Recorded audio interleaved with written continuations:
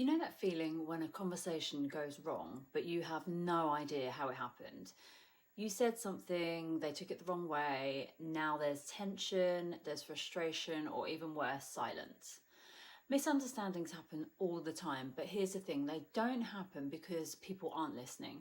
They happen because people are interpreting. So let's talk about how to break the cycle of miscommunication before it derails your conversations. So most communication breakdowns happen for three reasons.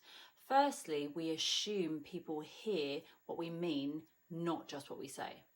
You think you're being clear, but the other person is filtering your words through their expressions, their emotions, and their assumptions.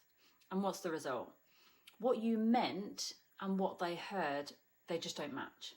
Secondly, we react based on how we feel, not what was actually said. So have you ever snapped back at someone only to realise later that they weren't even saying what you thought they were? That's because when emotions are high, logic just takes the backseat. Thirdly, we don't check for clarity, we just assume. So instead of saying, wait, did you mean? We react, defend, or shut down. And just like that, a tiny miscommunication turns into a full-blown issue. So if you want to stop misunderstandings in their tracks, try these three things. Firstly, repeat back what you think they meant. I know when you're peed off, you'd much rather have a rant instead of repeating back what the person attacking you has said. But before reacting, try to clarify, just to make sure I understand what you're saying. This small step clears up 90% of miscommunications instantly, and you might see that they're not actually attacking you after all. Secondly, ask before assuming. Someone has stormed into the office with a face like thunder and is generally not talking to anyone.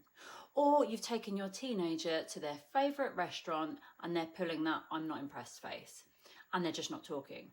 Instead of thinking they're being rude, ask, hey, are you okay? Instead of assuming offence, get curious. Honestly, it shifts everything.